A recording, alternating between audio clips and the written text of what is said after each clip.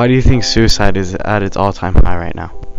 I think suicide has been high for a while because there's a lot of people that are suffering with anxiety and depression. There's a lot of aftermath from COVID and things like that, people kind of getting back into the regular swing of things. And so that's part of why I think that suicide has been at a high for a while.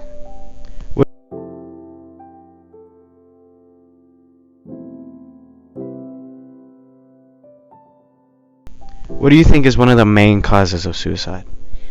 Well, definitely people just feeling like they want the pain to go away and not knowing how to make it go away, making an impulsive decision really fast and not really sitting and thinking about it and what really suicide, means being gone for forever, and kind of working through all of that of struggling with any kind of mental health problems.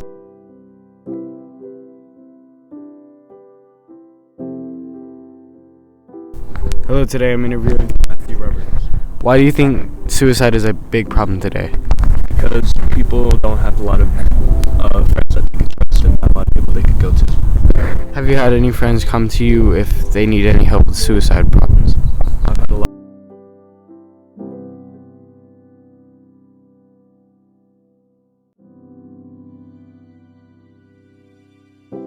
Feeling suicidal, what do you think they could do?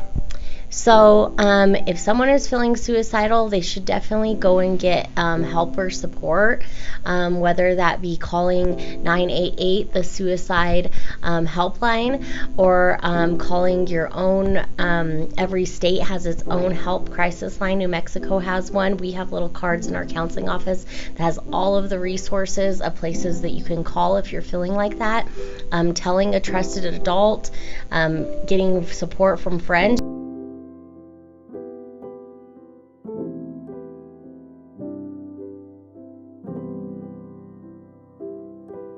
Went up to you and said that.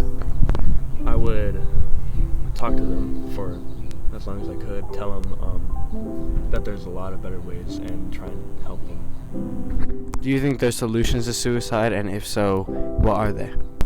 I think there's many solutions to suicide. I feel talking to people helps best for me, but there's different coping mechanisms for every person. Have you ever felt like you needed to commit suicide? I have never felt like I needed to commit suicide. Alright, thank you for your time.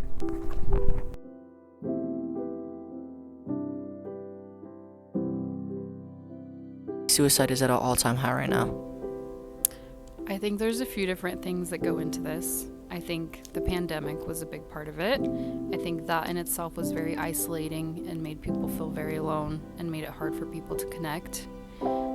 I think our economy is a part of it. Inflation is huge right now. It's really hard to get ahead and be able to afford just normal life, let alone if you have any type of mental illness or anything you're dealing with, like healthcare or a therapist or medications. A lot of it is not very attainable for most people. That's really challenging.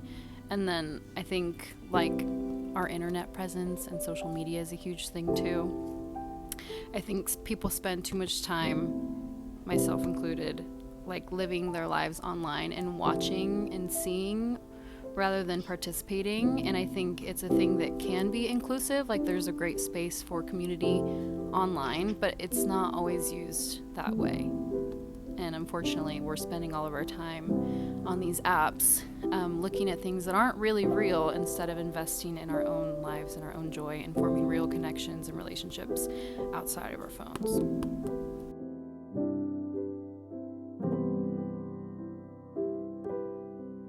What do you think is the best way to prevent suicide? I think that's a tough thing.